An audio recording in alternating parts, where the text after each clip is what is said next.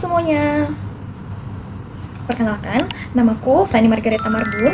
Aku berasal dari program studi D4 Perbankan dan Keuangan dengan NIM 2417511039.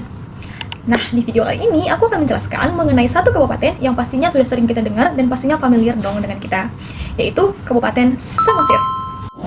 Nah, yang pertama itu adalah profil Kabupaten Samosir.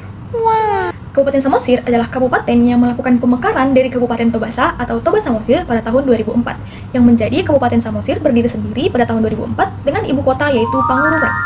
Kabupaten Samosir ini terletak di tengah Danau Toba yang menjadikannya destinasi wisata yang paling banyak diminati untuk menghabiskan waktu akhir pekan maupun libur panjang bersama dengan keluarga.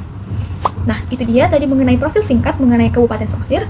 Sekarang kita lanjut ke poin yang nomor 2. Kita akan membahas secara lebih mendalam mengenai Kabupaten Samosir melalui 3 analisis rasio kemandirian, analisis rasio efisiensi, dan analisis rasio efektivitas. Oke, sekarang aku lanjut ya ke video berikutnya, yaitu rasio kemandirian. Jangan lupa ditonton. Nah, sekarang kita mulai masuk nih ke rasio kemandirian. Apa sih itu rasio kemandirian? Rasio kemandirian adalah rasio yang digunakan untuk menunjukkan seberapa mandiri daerah tersebut dalam membiayai pemerintahannya, baik dari segi pembangunan maupun terhadap pelayanan publik, dengan menggunakan penghasilan asli daerah atau PAD daripada ketergantungan terhadap transfer dana dari pusat, baik melalui DAU atau dana alokasi umum maupun DAK, dana alokasi khusus. Nah, rumus rasio kemandirian itu adalah rasio kemandirian sama dengan realisasi PAD dibagi dengan total pendapatan daerah dikali dengan 100%. Nah, rasio kemandirian ini secara umum diklasifikasikan menjadi 4 bagian. Yang pertama itu 0 sampai 25%, yaitu artinya sangat rendah, menunjukkan pola hubungan instruktif, yang dimana pemerintah daerah itu belum mampu membiayai kegiatan pemerintahannya menggunakan pendapatan asli daerah, yang artinya daerah tersebut masih sangat bergantung terhadap transferan dana dari pusat, sehingga pemerintah pusat itu masih berperan besar dalam memberikan pendanaan maupun arahan kepada daerah tersebut. Yang kedua itu adalah 25% sampai dengan 50%. Artinya pemerintah daerah itu sudah mulai meningkatkan pendapatannya, namun tetap membutuhkan bantuan dan juga arahan dari pemerintah pusat, sehingga pemerintah pusat itu masih sangat berperan dalam memberikan pendanaan maupun konsultasi terhadap pemerintah daerah. Yang ketiga itu adalah 50% sampai dengan 75%, artinya sedang, yang menunjukkan pola hubungan partisipatif. Artinya pemerintah daerah itu sudah mampu membiayai sebagian dari kegiatan pemerintahannya menggunakan PAD-nya, sehingga transfer dana dari pusat itu sudah semakin rendah. Pemerintah pusat tetap memberikan dukungan dan juga partisipasi kepada pemerintah daerah. Yang keempat adalah 75% sampai dengan 100%.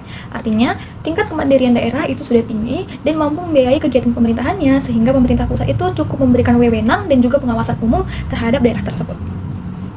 Setelah mengetahui apa itu rasio kemandirian dan juga klasifikasinya, sekarang kita akan membahas rasio kemandirian Kabupaten Samosir.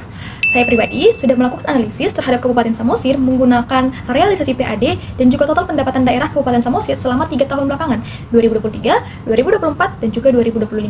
Menggunakan rumus yang sudah saya berikan tadi dan juga data yang sudah saya ambil dari portal APBD, saya menemukan bahwa tingkat rasio kemandirian Kabupaten Samosir pada tahun 2023 sebesar 7,8%. Pada tahun 2024, tingkat kemandiriannya meningkat menjadi 10,58%. Dan pada tahun 2025, terjadi peningkatan lagi menjadi 14%.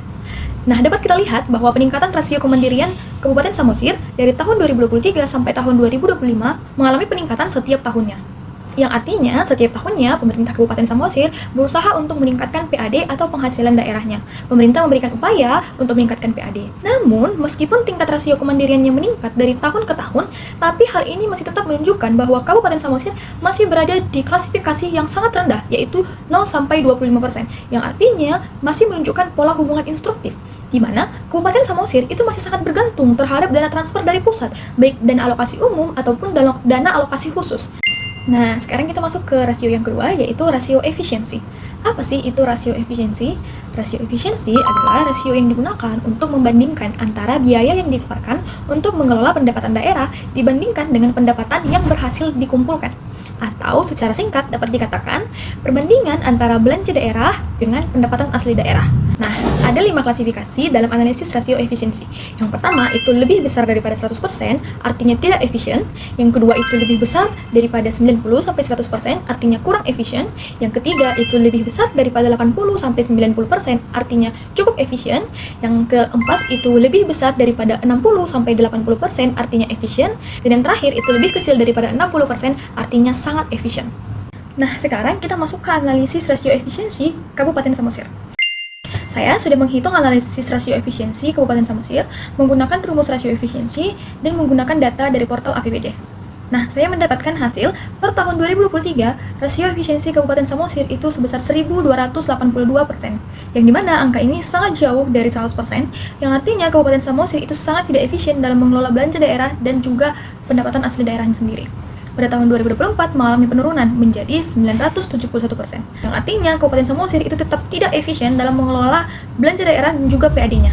Dan pada tahun 2025 terjadi lagi penurunan, yaitu menjadi 654%. Namun tetap saja angka ini masih sangat jauh dari 100%. Artinya pemerintah Kabupaten Samosir itu belum dapat menyeimbangkan antara belanja daerah dengan pendapatan asli daerahnya. Nah, itu tadi mengenai rasio efisiensi Kabupaten Samosir.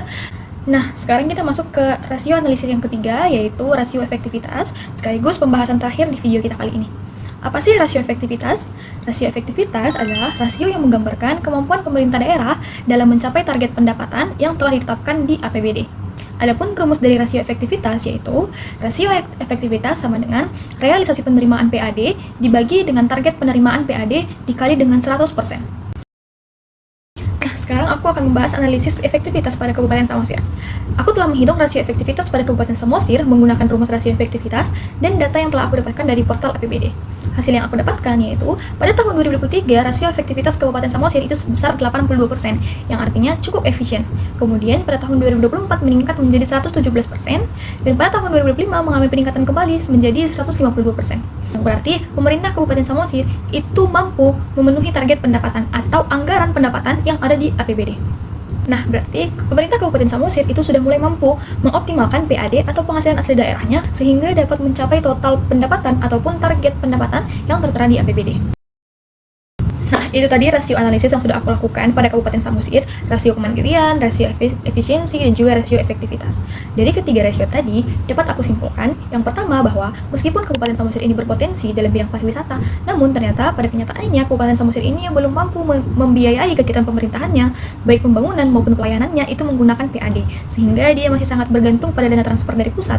Yang kedua, pada rasio efisiensi, meskipun pendapatan asli daerah Kabupaten Samosir ini meningkat setiap tahunnya, namun belanja daerahnya juga selalu meningkat setiap tahunnya, sehingga PAD itu tidak mampu membiayai belanja daerah sendirian. Ketiga, itu adalah rasio efektivitas. Meskipun Kabupaten Samosir ini tidak mandiri dan tidak efisien, namun Kabupaten Samosir ini mampu mencapai target pendapatannya.